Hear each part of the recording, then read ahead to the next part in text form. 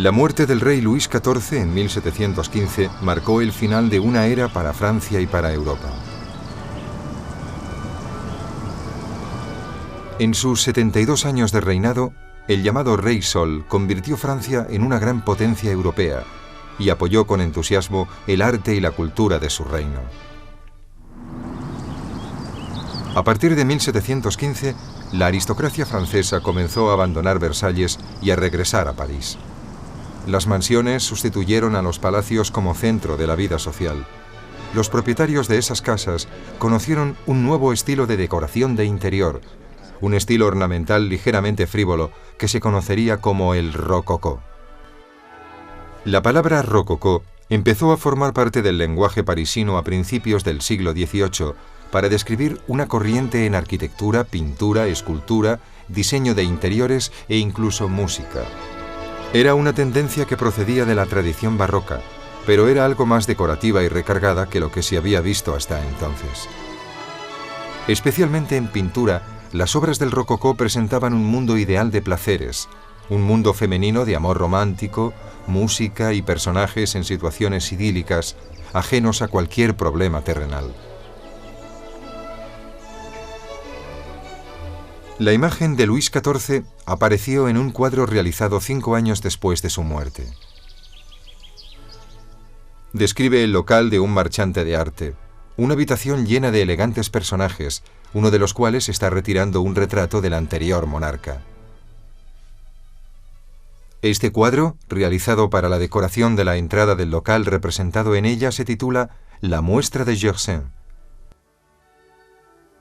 Es una de las últimas grandes obras de un pintor considerado como una de las grandes figuras del rococó, Jean-Antoine Watteau. Nacido en Flandes en 1684, Watteau se trasladó a París cuando tenía 18 años para ganarse la vida como artista. Tuvo éxito en su propósito y pintó imágenes que definieron el espíritu rococó en el arte. Influido por el artista flamenco Rubens y por artistas venecianos como Tiziano y Giorgione, la fama le llegó gracias a sus llamadas Fêtes galantes, cuadros que representaban escenas de exterior en las que damas y caballeros de la alta sociedad pasaban el tiempo en jardines y paisajes preciosos. Individuos cuyas únicas preocupaciones, de tener alguna, eran las concernientes al negocio del amor. La obra Fiesta en el Parque, de 1719, nos ofrece un maravilloso ejemplo de estos cuadros de Watteau. Observamos aquí un mundo arcádico, un mundo que en la actualidad podría ser considerado frívolo, encarnado por las clases aristocráticas de la sociedad francesa. El mundo real parece estar muy lejos. Llevan preciosas ropas de seda, tocan instrumentos musicales, parecen disponer de mucho tiempo. Se mueven por este pintoresco paisaje semejante al Edén. Viven algo anhelado, nostálgico, algo que puede haberse ido o que nunca han tenido. Se desenvuelven en un mundo idílico, pero sabemos que Watteau fue un pintor muy detallista. Su cuaderno de apuntes está lleno de dibujos de gente real. Y esta composición, Fiesta en el Parque, esta fiesta aristocrática de ocio y placer, con su toque melancólico, tiene un tipo de encanto muy diferente al del mundo de Rembrandt.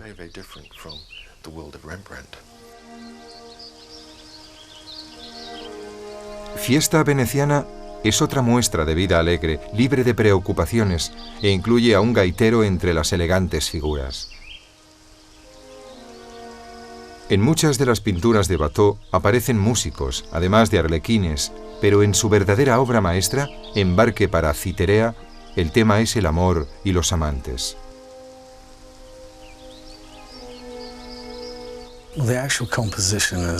La composición trata del viaje a la isla del amor y de la eterna juventud, algo que imagino embellece el concepto de rococó, un estilo derivado del barroco, pero que tendió a alejarse rápidamente de este.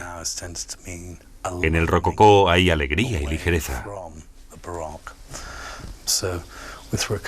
En la obra de Watteau se aprecia la levedad del trazo, aunque se sabe que su técnica, de hecho, no era tan cuidadosa, pues solía hacer pequeñas manchas de pintura y usaba demasiado aceite, con lo que decoloraba sus lienzos. Unos años después de su muerte, a los 35 años, se apreció un rápido cambio en los colores de sus cuadros. A pesar de la temprana muerte de Watteau, el espíritu de la pintura rococó se mantuvo en Francia, como se puede apreciar en los trabajos de François Boucher. Perteneció a la generación posterior a Watteau, quien influyó mucho en él. Hombre de gran éxito en vida, Boucher se convirtió en el artista favorito de Madame de Pompadour, amante del sucesor del rey Sol, Luis XV.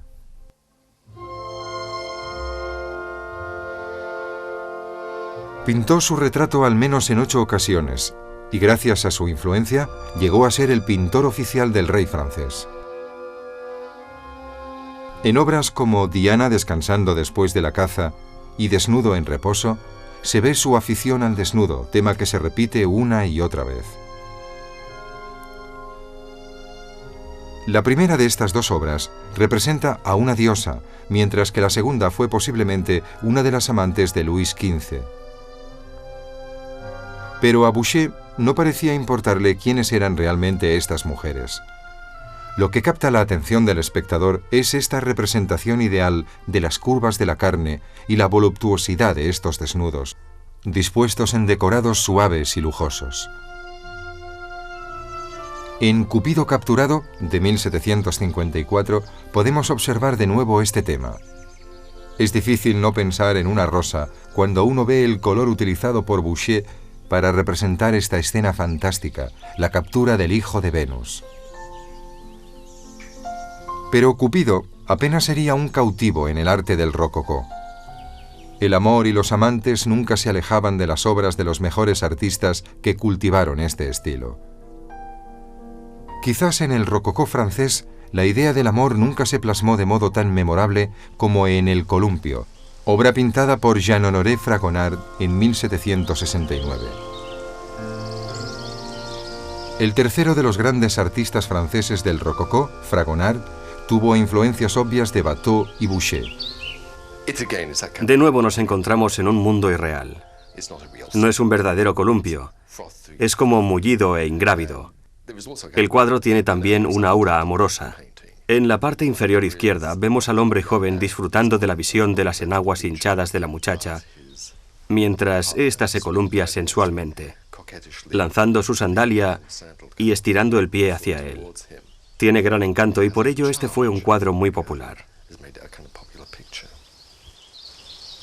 Una pintura como El Columpio tiene efectos casi teatrales.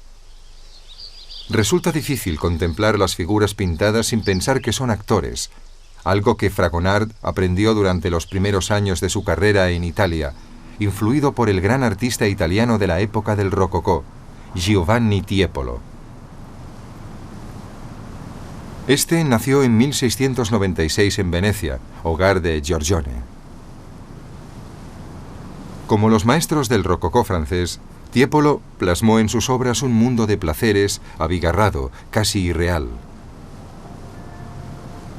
En su fresco El banquete de Antonio y Cleopatra, en el Palacio Labbia de Venecia, podemos ver la influencia de Boucher en la imagen de Cleopatra, que aparece en esta obra como mujer antes que como reina. Lo que le interesaba a Tiepolo era el efecto general del fresco.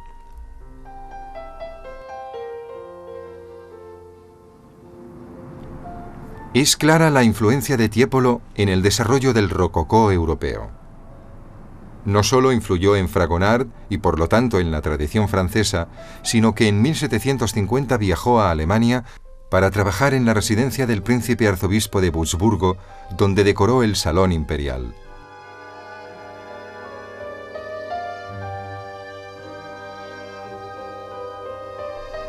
Esta estancia es tal vez la máxima expresión del rococó. Se le encargó realizar frescos sobre la historia de Alemania, pero incluyó en su trabajo las técnicas que había adoptado en Venecia. En una de las escenas, la boda de Barbarroja con Beatriz de Borgoña, al observador no le cabe la menor duda de que es la novia y no el novio quien protagoniza la espectacular escena matrimonial.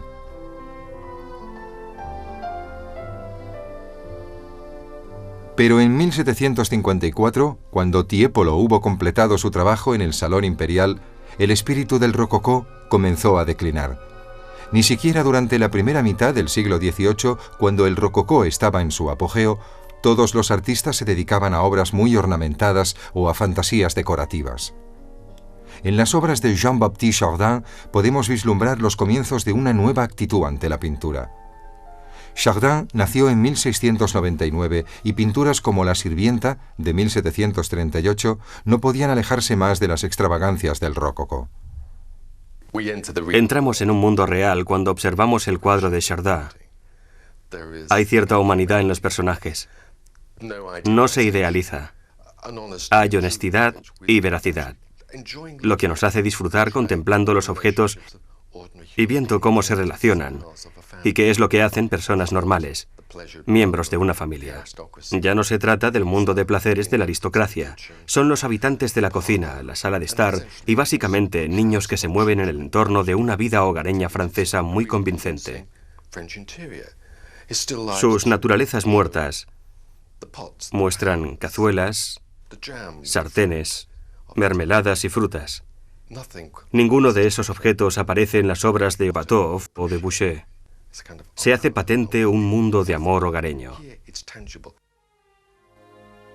En otra de las pinturas más significativas de Chardin, no obstante, comenzamos a percibir nuevas directrices en los temas tratados. En La bendición, de 1740, Chardin describió a una madre con sus dos hijas a punto de comer. No hay duda del entusiasmo de Chardin por el rito de la bendición representado en sus cuadros, donde expresa con claridad su opinión sobre este. Estimulado por artistas y escritores, a mediados del siglo XIX, un nuevo sentido de seriedad moral influiría en las actitudes europeas. En Francia, donde mejor puede contemplarse esta actitud moral es quizás en las obras de Jean-Baptiste Grès, artista nacido en 1725, cuyo trabajo se ajustó deliberadamente a esa inclinación hacia la seriedad.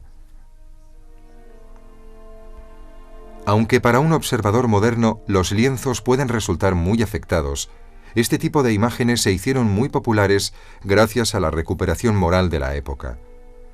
Grès produjo obras de forma masiva debido a este nuevo sentido ético. Quizás él, más que cualquier otro artista francés del período, fue un artista público, con un mensaje moral que podía ser comprendido fácilmente por la gente. Esto ya lo había hecho un artista inglés, posiblemente el primer gran pintor inglés y uno de los más destacados. Fue un hombre cuyas obras son bien conocidas y muy apreciadas incluso hoy en día, William Hogarth. Hogarth nació en 1697 y, como Grès, llegaría a ser muy popular en su época.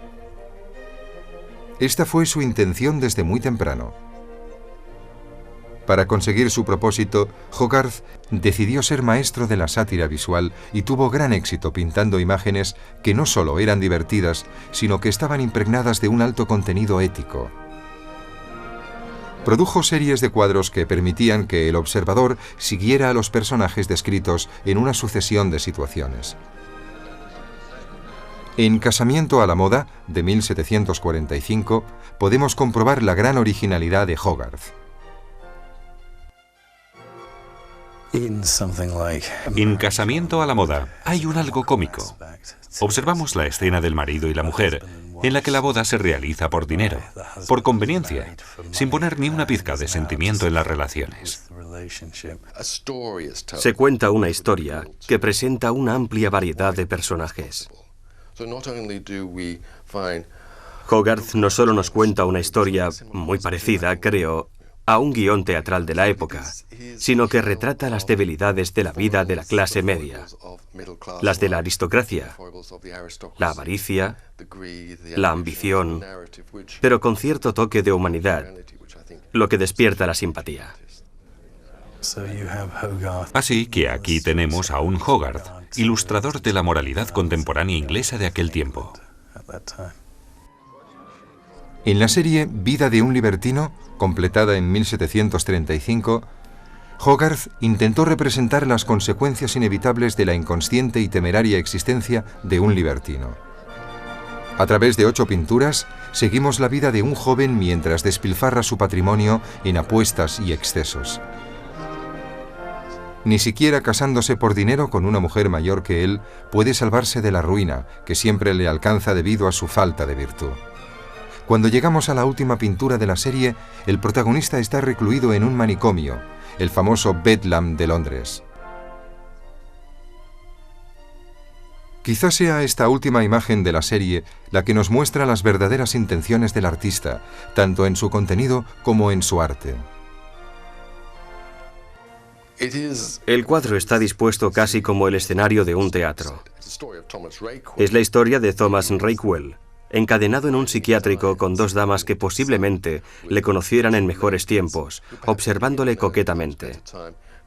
Puede pensarse que es una crítica a la sociedad del siglo XVIII, en la que la contemplación de las desgracias ajenas era una de las distracciones habituales de los ricos ociosos. Vemos la representación de un proceso que ha llevado a una persona que se creía una especie de rey a estar sentado, solitario, en su celda. Thomas Rakewell, en su lecho de muerte, acompañado únicamente por su fiel criado, a quien hemos visto en otros cuadros, al que una vez despreció, pero que, a pesar de todo, le sigue siendo fiel. El mensaje de esta escena fue comprendido fácilmente por el público. La intención de Hogarth era la de llegar a la mayor cantidad de personas posibles. Para conseguir esto, publicó grabados de la vida de un libertino que se hicieron muy populares.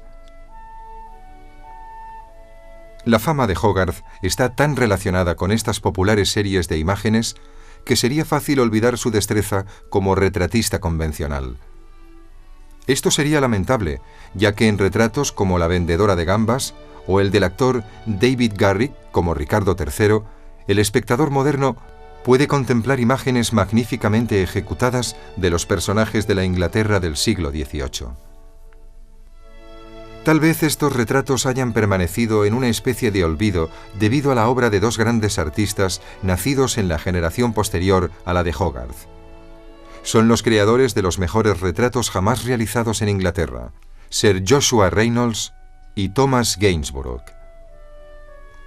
Thomas Gainsborough, nacido en 1727 en Sudbury, Suffolk, se elevó desde sus humildes orígenes hasta convertirse en un gran artista y en una de las figuras más famosas de su época. Aunque lo que prefería era pintar paisajes, se le recuerda hoy sobre todo por sus retratos. Al final de su vida, en 1788, había realizado más de 200 retratos de la realeza y la aristocracia, así como de la sociedad cultural londinense.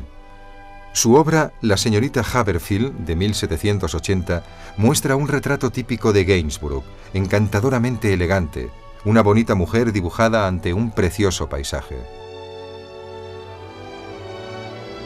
De los más de 200 retratos de Gainsborough, hay una imagen que ha quedado asociada a su obra por encima de cualquier otra, que resulta familiar hasta para los legos en arte.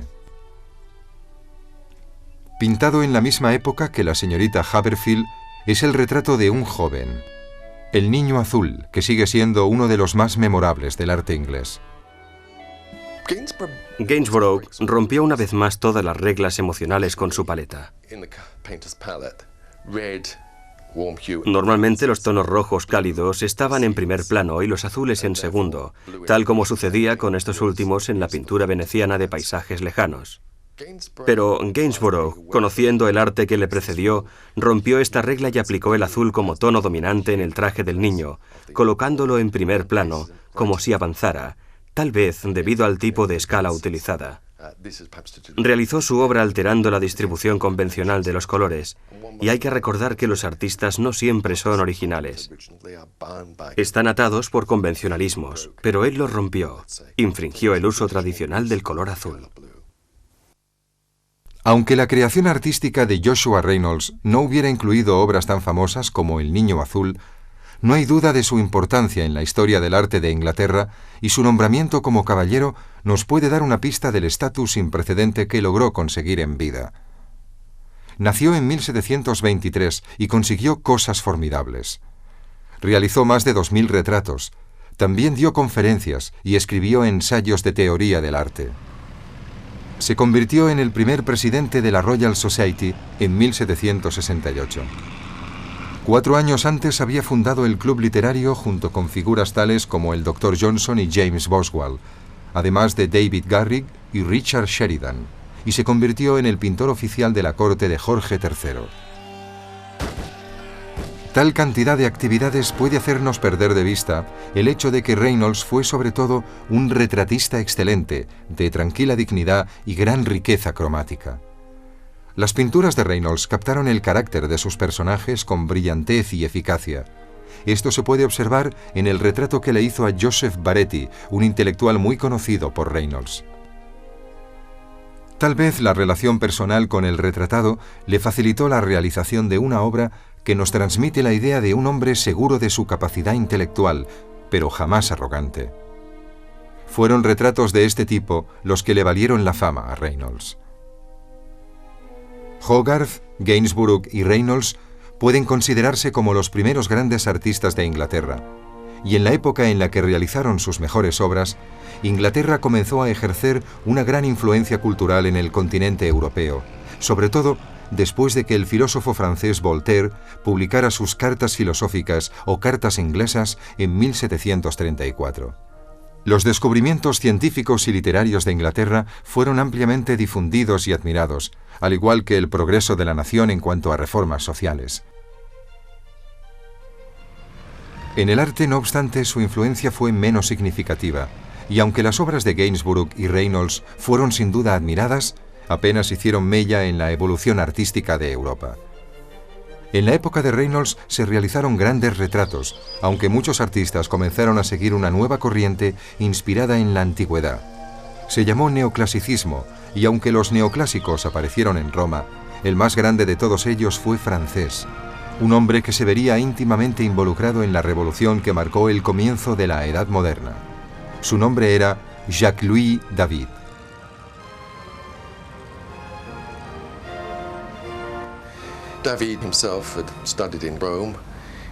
David había estudiado en Roma. Estudió la antigüedad y participó en el renacimiento neoclásico, tanto en su forma griega como romana. David se involucró de lleno en esta corriente, llegando incluso a vestirse de griego para participar en veladas de lectura de poesía griega. El período neoclásico no fue, por lo tanto, un estilo, sino que se convirtió en una forma de vida. Hay algo específico de esta época que hizo que ciertas obras de David adquirieran tanta importancia. Reflejó en sus cuadros las ideas republicanas de la antigua Roma, y esto lo situó sin duda en la antesala de la Revolución Francesa. En la primera obra maestra de David, El juramento de los Horacios, de 1784, el artista mostró su interpretación personal y única de las ideas neoclásicas. En este enorme lienzo de 330 por 425 centímetros, queda patente cómo David se alejó del rococó de principios del siglo. En el cuadro El juramento de los Horacios, contemplamos a los 3 hermanos de Horacio jurando morir por su país. Es una especie de ideal republicano que ofrece un fuerte contraste con la frivolidad de la aristocracia francesa del siglo XVIII. Por supuesto, David se encontraba inmerso en el pasado clásico. No solo conocía las historias, sino que conocía la forma clásica de representarlas, por lo que creaba un orden racional en su pintura, en la que toda la atención se centra en este juramento, las manos levantadas hacia las espadas. Hay una acción paralela a la derecha en la que las mujeres son también heroínas que se sacrifican permitiendo que sus hombres realicen este último sacrificio. Serían estos temas los que harían del estilo neoclásico el estilo artístico oficial de la Revolución Francesa, para la que solo faltaban ya 4 años. David fue el artista más estrechamente ligado a ese turbulento suceso. No obstante, el fin del siglo XVIII no vio solo la revolución en Europa. La Declaración de la Independencia Americana en 1776 inició cambios revolucionarios al otro lado del Atlántico, que iban a materializarse en unos Estados Unidos independientes. Pero incluso desde antes de la Declaración de 1776, de América había surgido uno de sus primeros artistas memorables, John Singleton Copley, un bostoniano influido en un principio por el estilo rococó. Fue en Europa, no obstante, donde Copley halló la fama. En 1775, aconsejado por Reynolds, que admiraba su trabajo, se trasladó a Londres, convirtiéndose en miembro de la Real Academia al siguiente año. Una obra de la década posterior es especialmente significativa. Habiéndose dedicado a la pintura histórica, en 1785 pintó su visión de uno de los momentos más dramáticos de la historia política británica. El título oficial de este cuadro lo dice todo. Carlos I exigiendo la rendición de los 5 acusados miembros de la Casa de los Comunes en 1641. Este fue el momento en que la Guerra Civil inglesa se hizo inevitable, pero que un americano pintase este cuadro solo 9 años después de que sus conciudadanos hubieran decidido romper con la monarquía inglesa causó una tormenta en Londres. Se dijo que la reina vio el cuadro acompañada por su autor, tomó aliento mientras se giraba hacia el artista y dijo: «Es un tema de lo más desafortunado para ejercitar tu pincel». Cualesquiera que fueran sus intenciones políticas, este cuadro es quizá la primera gran obra de arte americana. 4 años después de que la obra de Copley fuese exhibida en Londres, Francia se sublevó contra su monarquía con la Revolución. Como consecuencia de los terribles acontecimientos políticos de 1789, el autor del Juramento de los Horacios se relacionó estrechamente con Robespierre, Danton, Marat y los otros líderes de los primeros momentos de la Revolución.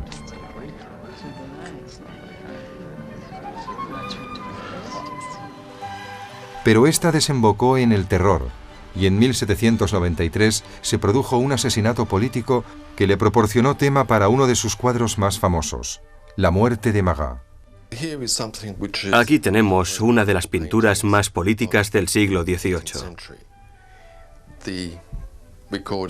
la que representa el asesinato de Marat a manos de Charlotte Corday. A David se le encargó hacer este cuadro, o bien se prestó él voluntariamente. Sabemos que Marat tenía problemas dermatológicos que le obligaban a permanecer sumergido en una especie de solución salina mientras trabajaba en sus escritos. Pero David no se concentró tanto en los horrores de lo que tenía que pintar. Contemplamos a un mártir, Marat, un líder revolucionario que había permitido la entrada a Charlotte Corday, que venía a hacerle una petición y que luego lo asesinó de una puñalada en el pecho.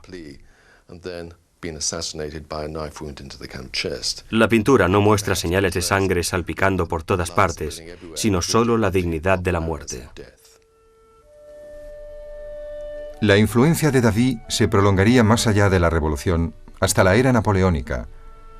Ejerció una significativa influencia sobre la siguiente generación de pintores de Francia e incluso de otros países.